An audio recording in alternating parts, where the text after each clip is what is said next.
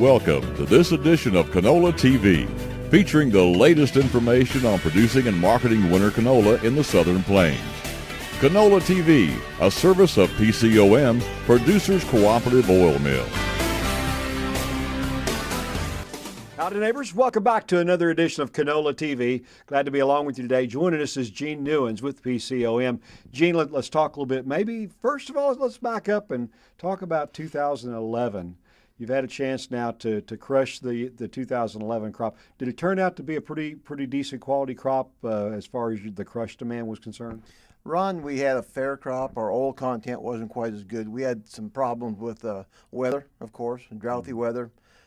Cold weather, so our oil content was a little bit less, probably ran about 38-39%. Before it's been run about 42%. Other than that, the crush went pretty good that we had.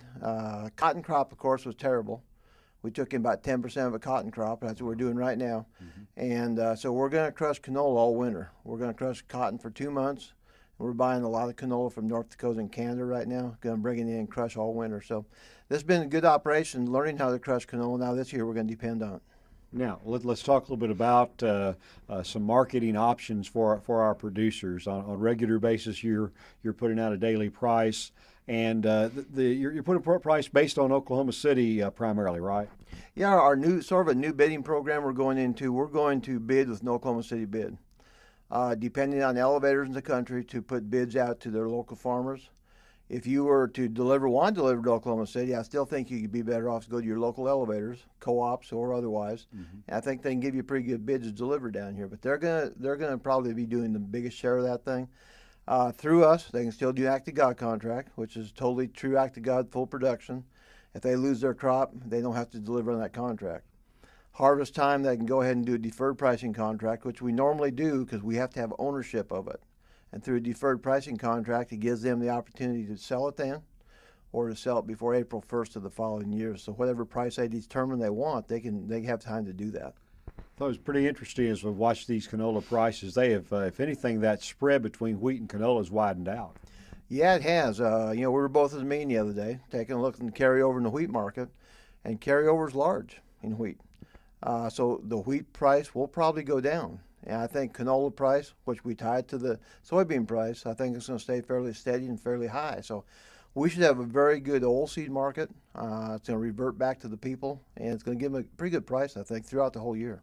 And of course, the interesting thing about canola, winter canola, is that it is a very unique time in the marketing cycle for an oilseed. There's nothing else being harvested oilseed-wise anywhere in the country, right? No, in this hemisphere, there's nothing being marketed, not being harvested at that point in time. So we come off in May, June.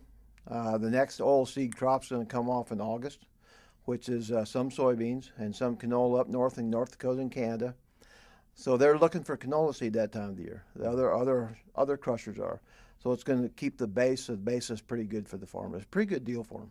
And so they can check with either you folks right here at PCOM in Oklahoma City, or they can contact their local elevator, right? Yeah, most of the elevators now, we had like 40 delivery points last year. And that's up from the first, we started this 4 or 5 years ago, we had 4 or 5 delivery points. And most of those elevators are willing to give them a bid now. Back to back with us, they have to give them the deferred pricing or the Act of God contract. And so it's been pretty good for them. Most elevators will have a bid now, which 3 years ago we didn't have that, Ron. We didn't have any of that. We had to give all the bids out prior to that. But they can call down here and talk to Brandon Winters, see what he has for a bid, or they can call their local elevators. Okay, very good. Gene, appreciate your time today. Gene Neuens joins us today from PCOM, and I'm Ron Hayes for Canola TV. Canola TV, a service of PCOM and produced by OklahomaFarmReport.com.